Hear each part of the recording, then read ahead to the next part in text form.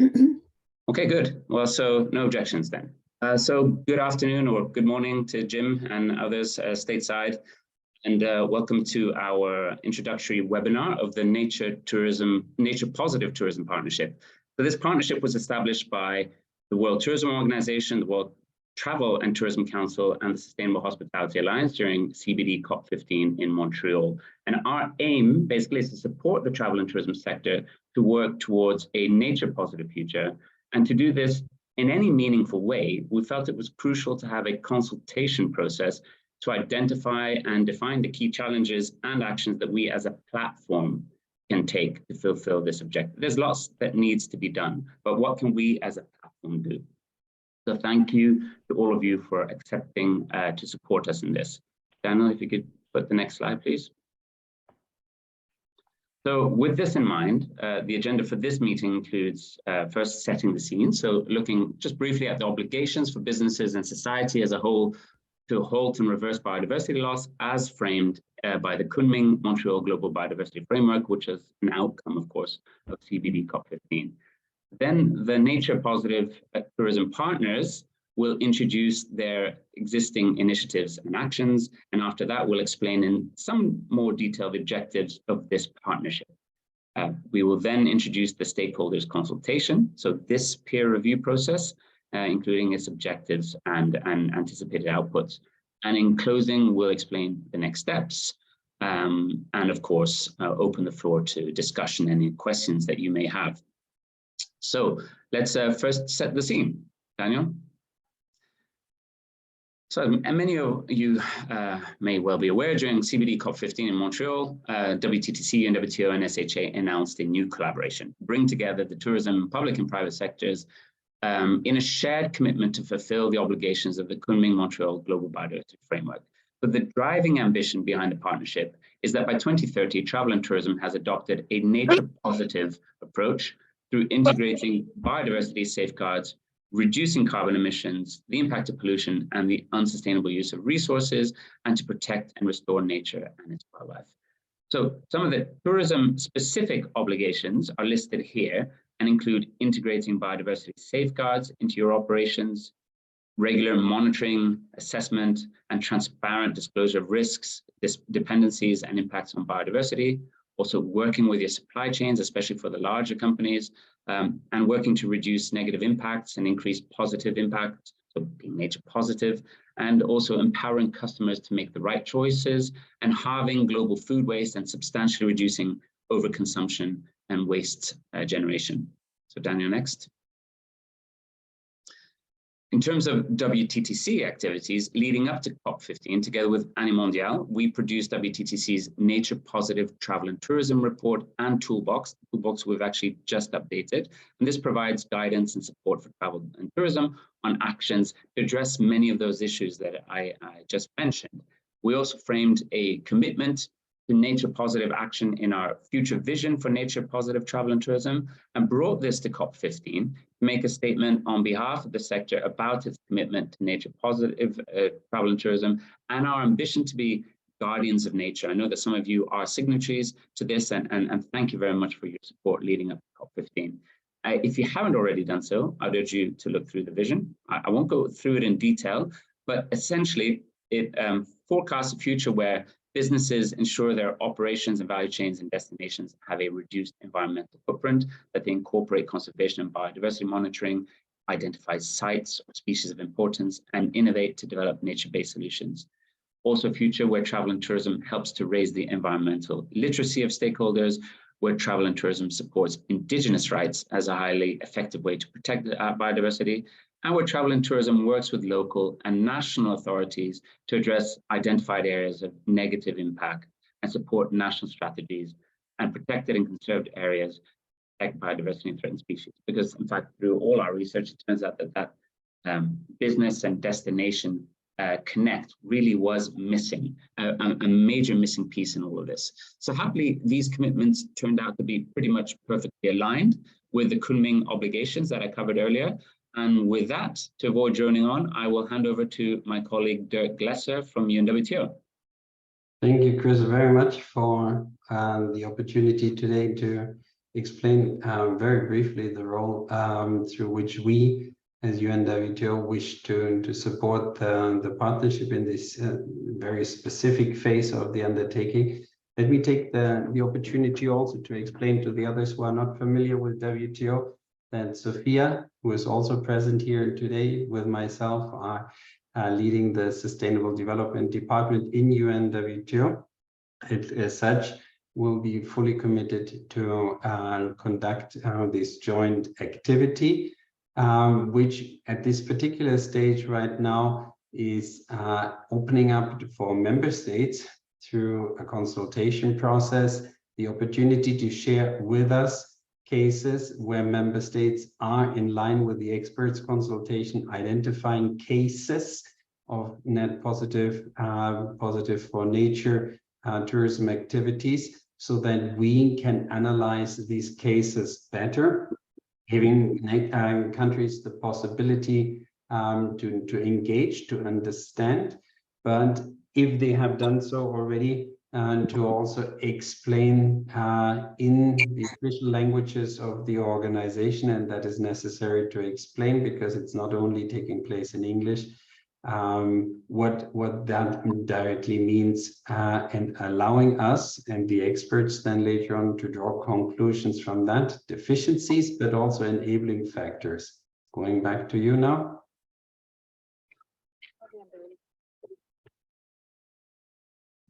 Yeah, hi, Claire from the Sustainable Hospitality Alliance.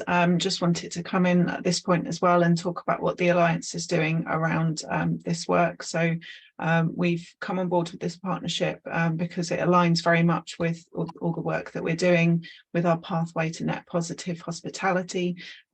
We've got a new strategy which we released in May this year, which is all about net positive hospitality, and it's very much aligned with the idea of nature positive tourism, thinking about it from the planet's point of view, obviously, where we're replenishing resources and restoring biodiversity, but also thinking about the kind of the broader picture and how all of these different pieces support that. Thinking about the people, respecting and enriching the lives of the people, the place, working in harmony with our communities and habitats, and then prosperity, really trying to look at how we can enhance the prosperity of the tourism businesses, but also the people around them, to ensure that they're able to then help make nature thrive.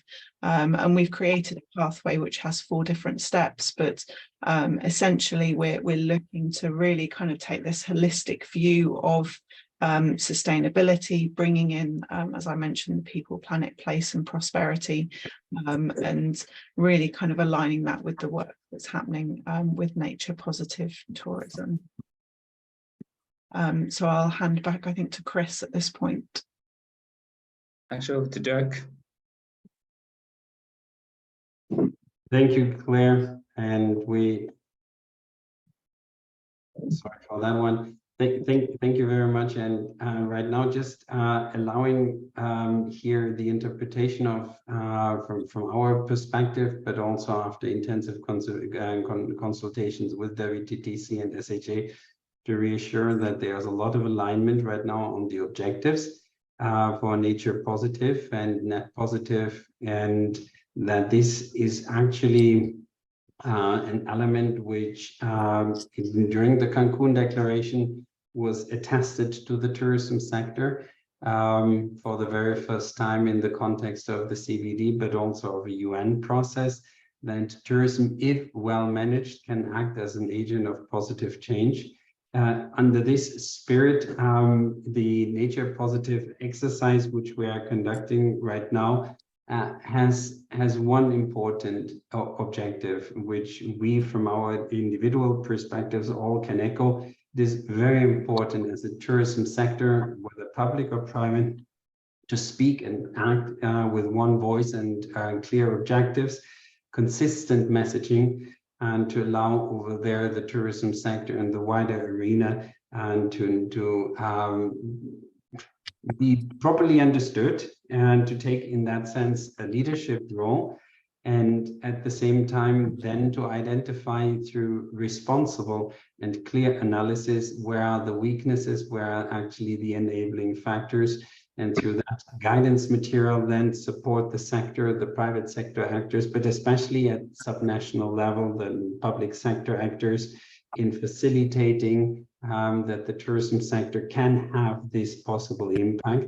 As I said before, if well managed, so it's not embedded automatically in the activities of the tourism sector that this is taking place.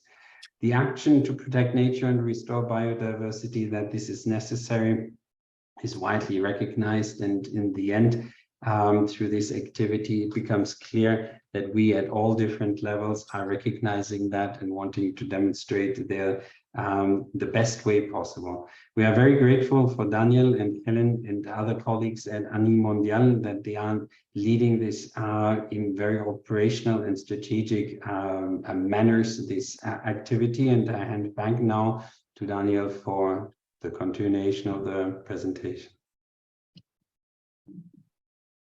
Thank you, Dirk.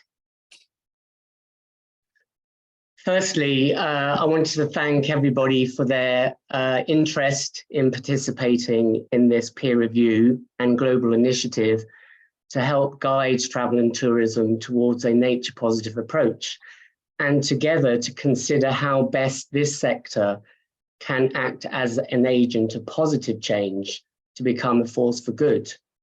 We recognize that this is not an easy task, but the partnership in support of Ani Mondial has bold ambitions to transform. Yeah. Thank you. Oh, that's my pet. No. Sorry. Has bold ambitions to transform the sector. This includes providing guidance and tools to help mitigate negative impact on nature, but further to build resources that provide strategic direction, solutions to industry challenges, and good practice examples to inspire and empower. This is where we would welcome your help. By inviting a wide range of viewpoints, we hope to define the priority actions and strategic approach, as well as the required outputs. The peer review will take 3 stages of approach. First will be the peer review, which will identify the dependencies and impacts, but also the solutions to the various challenges that we have identified. The second part will review that feedback together with some wider information gathering to identify the priority actions and opportunities. And then lastly, all of that information will form part of the stakeholders workshop in September that will encourage wider discussion and an opportunity to share ideas and to help define those areas in which travel and tourism could become an agent of change. Outcomes of the consultation will be documented and will ultimately support the sector to realise nature positive tourism. You will have all received the link to the JOT form. This will be the means to provide your feedback to this process. This consists of 2 sections.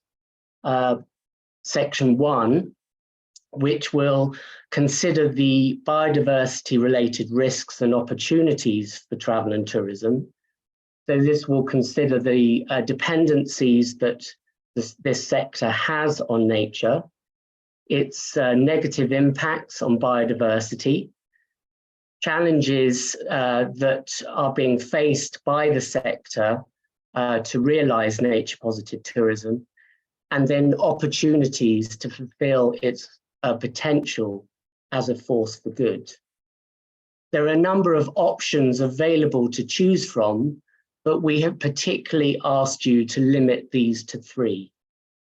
There are also opportunities throughout the feedback process to share your additional thoughts and opinions in the text box provided.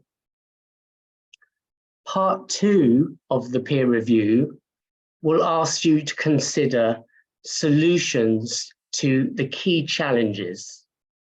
Since Annie Mundial's involvement in the development of the nature positive approach with the World Travel and Tourism Council, where we consulted hundreds of tourism businesses, numerous challenges have presented themselves. These include businesses lacking the knowledge, expertise, and resources to deliver nature positive tourism. Stakeholders are largely unaware of the nature around them and its protections. There appears to be a disconnect between national priorities for nature, the needs of local people, and the business commitment. And travellers lack the knowledge and guarantees that tourism cares.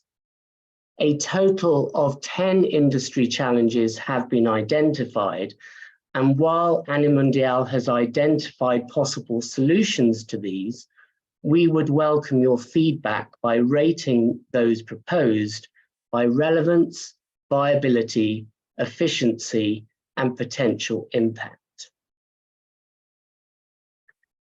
As well as in part 1 of the peer review, in part 2, you will also be encouraged to share further opinion, interest of participation in the various solutions that are presented, and any supporting information.